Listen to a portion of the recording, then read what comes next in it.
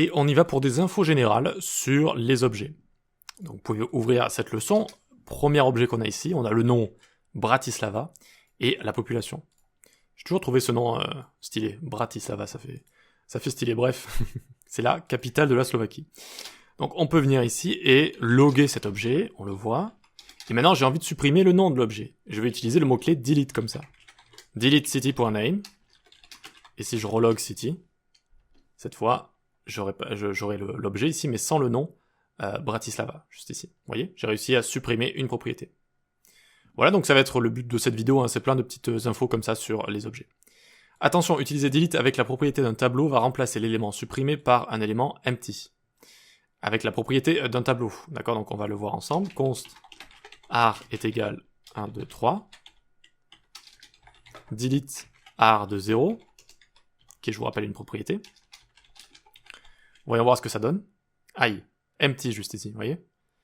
Enfin, aïe, c'est pas très très grave, mais vous avez empty juste ici. Voilà. Donc on préfère en général ne pas supprimer des propriétés de tableau, mais plutôt utiliser des méthodes de tableau qui permettent de changer les éléments d'un tableau, de couper une partie, de la remplacer, etc. On verra tout ça dans la section sur les tableaux.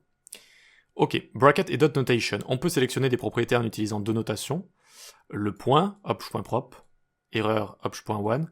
On ne peut pas utiliser de nombre pour accéder à une prop, on doit utiliser un nom de prop valide, oui.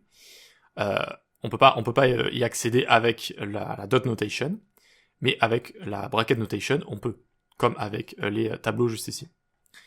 Les crochets, opsh.prop, si vous utilisez un autre type qu'une chaîne entre les crochets, il sera converti en chaîne sous le capot. Donc en fait, quand vous utilisez un nombre avec la bracket notation, sous le capot, c'est converti en chaîne. Bon, testons tout ça. Donc ici, par exemple, on peut avoir la dot notation avec dog.name, comme ceci. Ça fonctionne. Alors, on va mettre ça en commentaire. Et ça aussi. Voilà. Donc on voit que ça fonctionne juste ici. Là, ce n'est pas interdit de donner des chiffres hein, pour faire une propriété, pour donner une propriété. Donc là, je vais mettre par exemple 999. OK. Et si je viens juste ici et que j'essaye de faire dog.10, malgré le fait que ce soit une propriété, eh bien, ça ne fonctionne pas. D'accord? Ça ne fonctionne pas. Il faut utiliser la bracket notation. Voilà.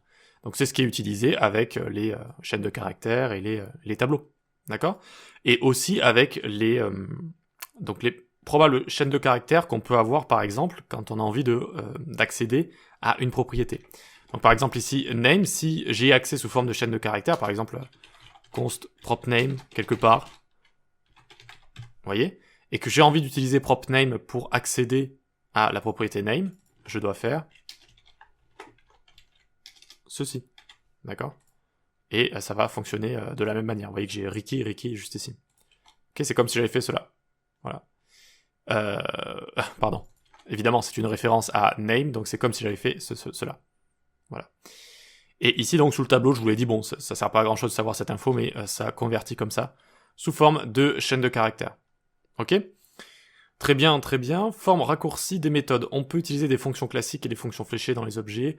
Voyons ensemble les différentes syntaxes. Alors, ça, on l'a vu quand même pas mal de fois, donc je vais juste copier directement. On l'a déjà vu, donc on va voilà, juste vous le remontrer. Fonction classique, forme raccourcie, fonction fléchée. Ok? Ensuite, les tableaux sont des objets. Les tableaux sont des objets spéciaux permettant de manipuler plusieurs valeurs facilement et contenant toute une flopée de méthodes très pratiques. Chaque élément est accessible par son index, nous sommes donc en présence d'une propriété valeur. Voilà. Ils ont également une propriété length, on accède aux propriétés d'un tableau via la bracket notation, avec des nombres, les index. Donc ça aussi, je pense qu'à force, vous commencez à être habitué. Donc si je log fruit juste ici, puis type of fruit, puis je veux accéder à des éléments, j'utilise la bracket notation. Et donc sous le capot, ça convertit en chaîne de caractères. Très bien, donc on peut voir que ça fonctionne. Ici, j'ai mon tableau, type of object, j'ai réussi à sélectionner les bananes ici. Et je peux également faire ce genre de choses, un peu bizarre, mais ça fonctionne, vu que c'est un objet. Je peux lui rajouter d'autres propriétés.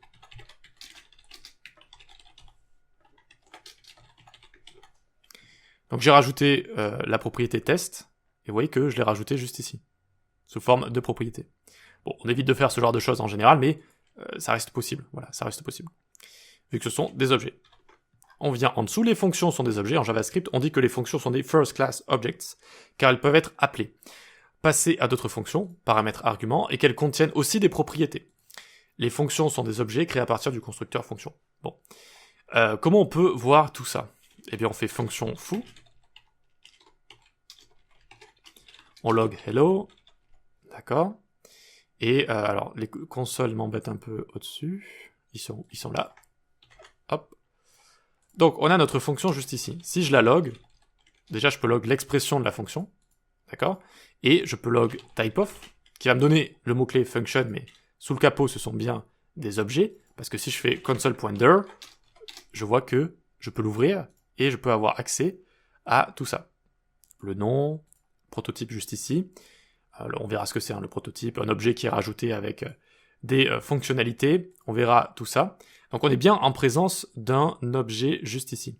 Et je peux, même pour les fonctions, leur rajouter des propriétés. Regardez, foo.customProp est égal customProp.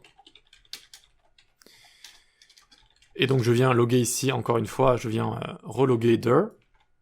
Et normalement je vais le voir juste ici. CustomProp. Vous voyez, j'ai réussi à le rajouter. Une propriété à l'objet fonction. Donc on appelle ça des first class objects parce qu'ils ont vraiment un comportement spécial. Les fonctions ont vraiment un comportement spécial. Elles peuvent être exécutées, le code à l'intérieur peut être exécuté. Elles ont des paramètres, on peut leur passer des arguments. Et dans l'exécution globale également, il va y avoir des exécutions locales de fonctions. On verra ça beaucoup plus tard. Voilà. Bref, ce sont des objets vraiment spéciaux, en fait. Voilà. Très bien, très bien. On peut passer à la suite. C'était juste une petite leçon, voilà, sur des choses à savoir sur les objets.